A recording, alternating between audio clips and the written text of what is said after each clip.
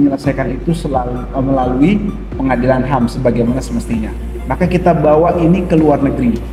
Saya sudah berkoordinasi juga dengan beberapa pihak ketika saya melakukan kunjungan beberapa kali ke luar negeri, ke Qatar atau ke Turki, Jerman dan juga ke Inggris. Itu kita berkoordinasi dengan pihak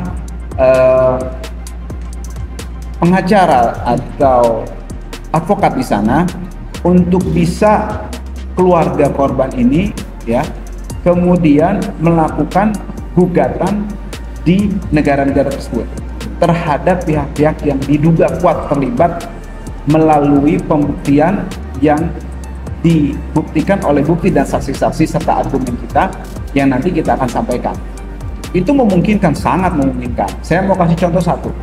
Dulu rezim Augusto Pinochet di Chile itu korban-korban yang diduga mengalami pelanggaran HAM berat itu kemudian mengajukan gugatan ke Spanyol dan juga ke Inggris. Ketika pada waktunya Augusto Pinochet jatuh, dia lagi berobat di Spanyol ya, ditangkap ya. Diaktifkanlah itu, diaktifkan proses putusan yang waktu itu menunjukkan dan membuktikan bahwa Augusto Pinochet bersalah terkait dengan pelanggaran HAM berat itu. Gitu. Jadi bisa akhirnya dilakukan upaya di situ.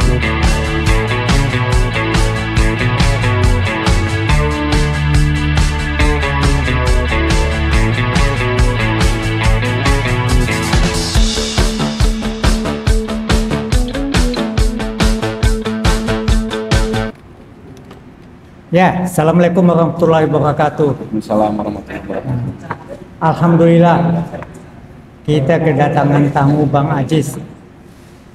Bung Ajis ini legalnya HRS. Kebetulan kita juga sering ikut kalau ada aksi perjuangan umat Islam.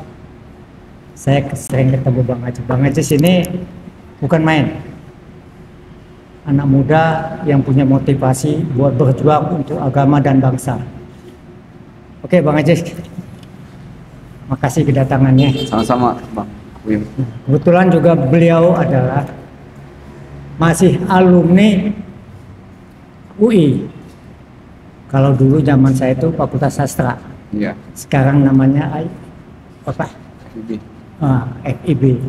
Oke, Bung Ajis, ini kan Bung Ajis dulu menangani tentang KM 50. Iya.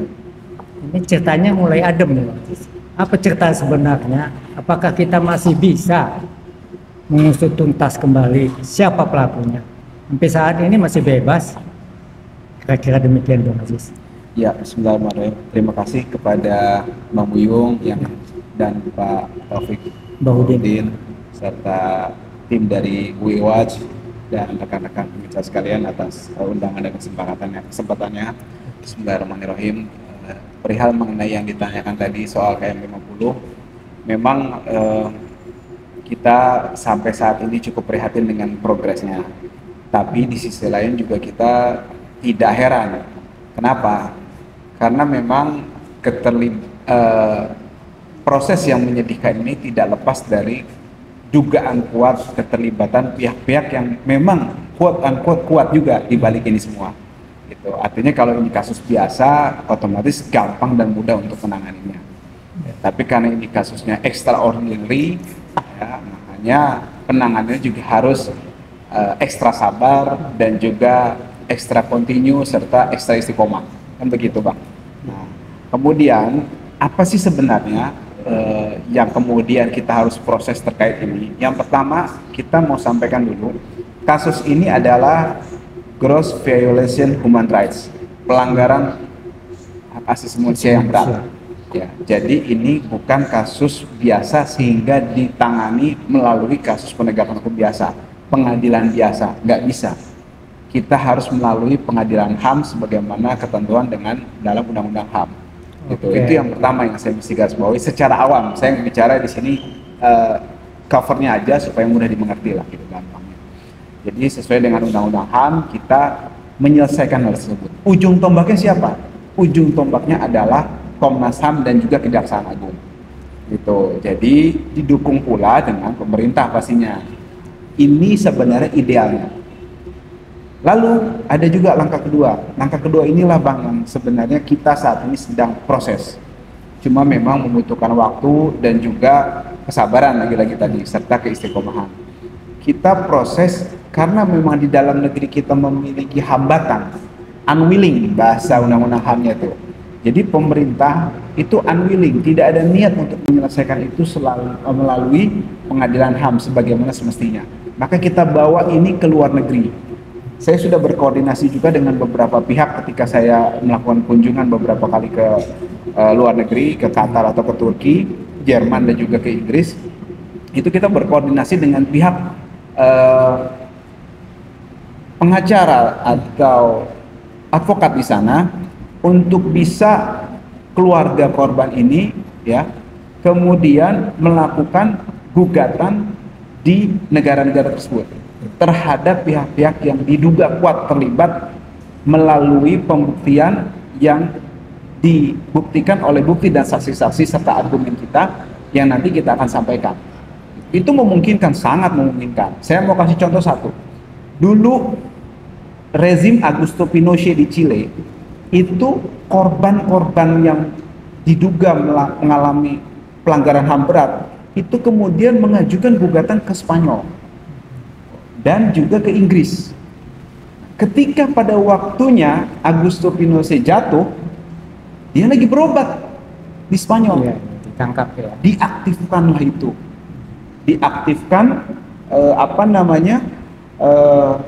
proses putusan yang waktu itu menunjukkan dan membuktikan bahwa Augusto Pinochet bersalah terkait dengan pelanggaran HAM berat itu. Gitu. Jadi bisa akhirnya dilakukan upaya di situ. Takutlah mereka dan itu kan jelas-jelas internasional mengakui bahwa memang terjadi pelanggaran HAM berat di situ. Oke. Nah, gitu itu. Satu lagi saya mau kasih contoh dulu waktu insiden Santa Cruz di Timor Leste. Nah, waktu itu wartawan Australia yang diduga menjadi korban dari oknum dari TNI itu mengajukan gugatan di Australia terhadap Pak Sutioso. Yeah. Nah, kemudian dikabulkan. Pak Sutioso ketakutan waktu itu pas lagi ada kunjungan ke sana. Nah, akhirnya diselesaikan dengan proses politik dan diplomasi. Nah, maksud saya di sini bicara hukum.